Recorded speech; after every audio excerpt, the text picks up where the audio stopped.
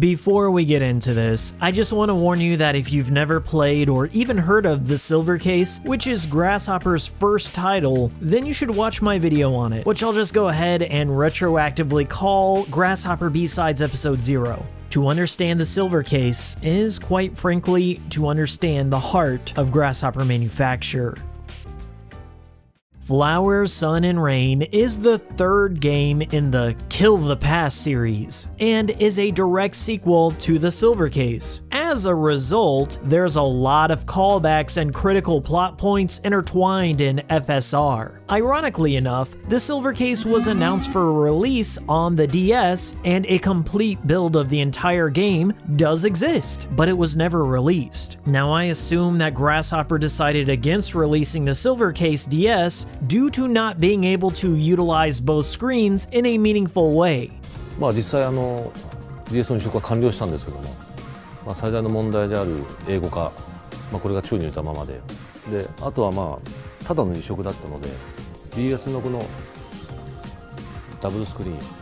DS のこの2つのスクリーンを使った遊びっていうものは全くできなかったんですね。They gave the green light to Kingdom Hearts 358 by 2 Days developer Hand to work on the DS port of Flower, Sun, and Rain. FSR was localized and released in the West 7 years before the prequel was released over here. This is kind of a big deal, as Flower, Sun, and Rain is a story-driven game and picks up directly after the Silver Case. So I don't really blame Western gamers and reviewers for ignoring it or dropping it due to pure confusion in the storyline. And trust me, it's still pretty damn cryptic even if you've played through the Silver Case. Our protagonist this time around is Sumio Mondo. The DS version of Mondo lives in a world with double gravity, and it kind of looks like his head is slowly being crushed by vice grips. And he don't look good. He's known as a searcher, or a person hired to find things that go missing. His client is located on the beautiful Lost Pass Island and works at the Flower, Sun, and Rain Hotel. As expected with a Grasshopper game, Flower, Sun, and Rain has its own special blend of weirdness and bizarre logic puzzles that might turn off players very early on.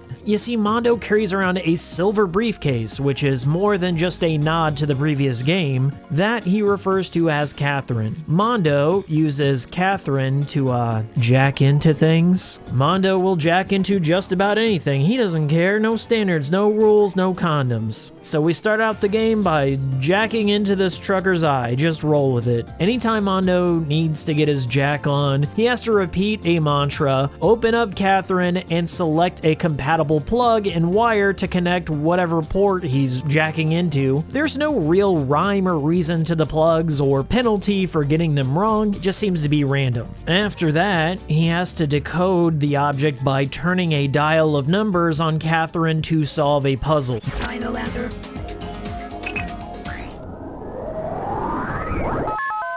Mondo breaks the fourth wall to urge the player to check page 13 in the game's manual for his birth date, which happens to be the solution to the first puzzle. Okay, so I turn to page 13. Oh, it's blank. What am I supposed to infer from this? Mondo has no birthday? Hold your thought right there. I'm not going to spoil the game. No, the game wants you to enter in any birth date, as in your own possibly, because Mondo has no set birthday. Okay, sure, I'll enter my birth date, February 17th, punch in 0217. Final answer. Blank? I guess I got it wrong. Sure enough, the puzzle wasn't changed from the original Japanese release. You need to enter the birth date in day month instead of month day. The opening puzzle to the game completely turned me away from Flower, Sun, and Rain the first time I played it, and I imagine it was the same case for most American players as well. What can I say? It felt like a big middle finger to the player. One of many to come. Now, if you're able to move beyond the cultural clash and birthday notation, and you're not intimidated by the notion of jacking into all things, you'll find plenty of humor in the eccentric cast of characters you meet and the bizarre situations you find yourself in.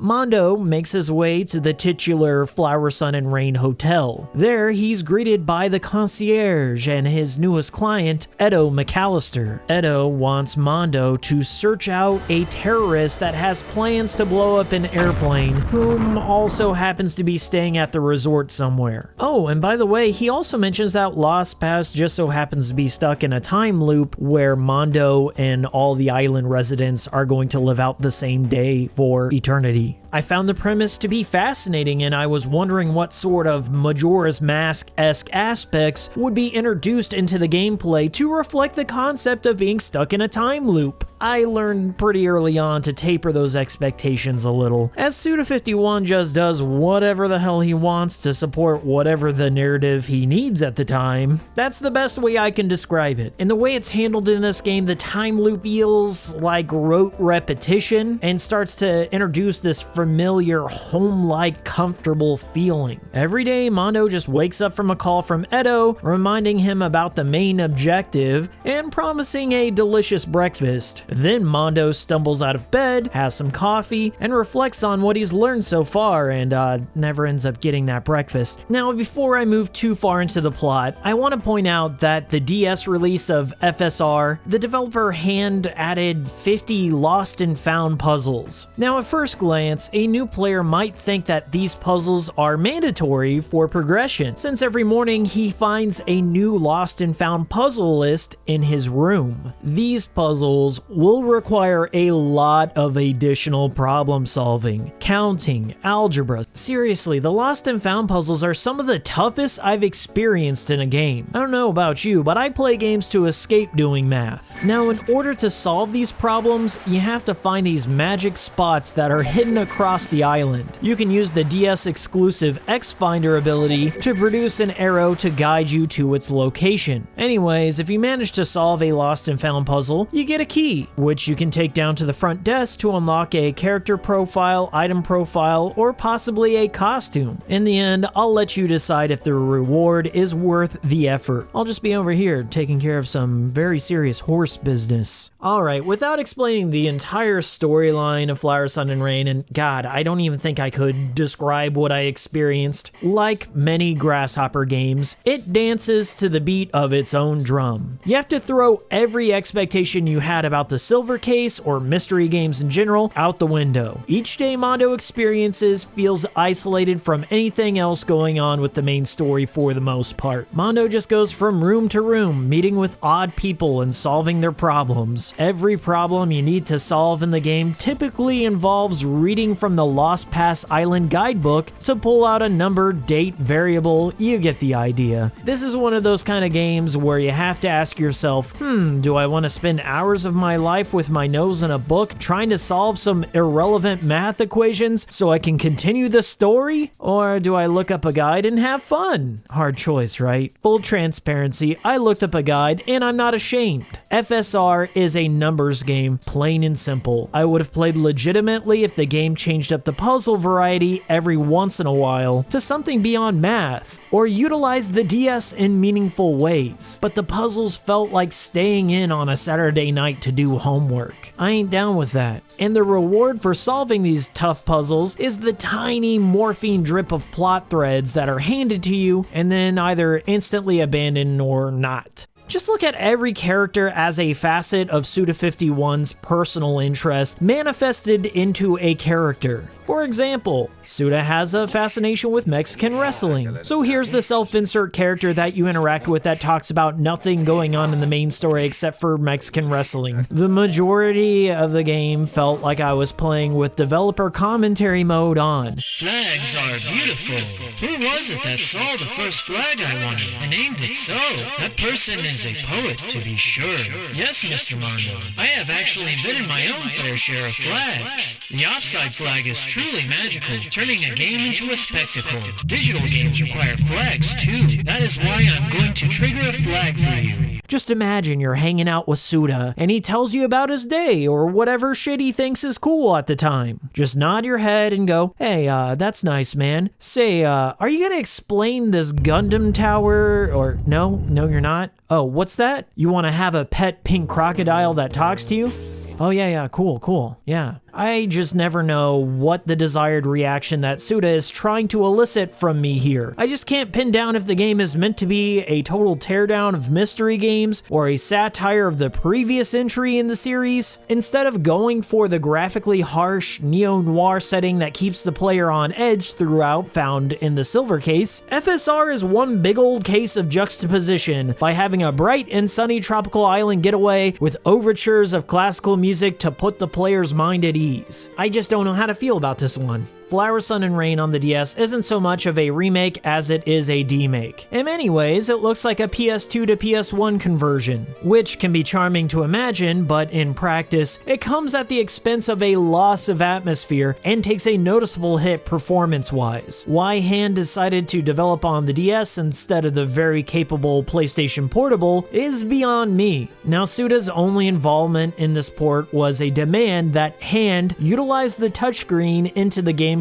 Well, the wish was granted, sort of, but I still feel like the DS was underutilized, and here's why. The touchscreen only has a few scarce purposes. You can move Mondo around by touching the screen, you can move parts of Catherine to solve puzzles, and that's it. The bottom screen is wasted entirely on a map that's static. I guess it has a built-in step counter that counts steps. After you reach a certain amount of steps, you get rewards like faster walking speed, but it's whatever. So why didn't the West get the PS2 game in the first place? The next bit here is speculation on my end, but bear with me. The original release of FSR was on May 2nd of 2001 on the PlayStation 2, a release that was 4 months shy of the September 11th attacks. Why is that relevant? Because this happens.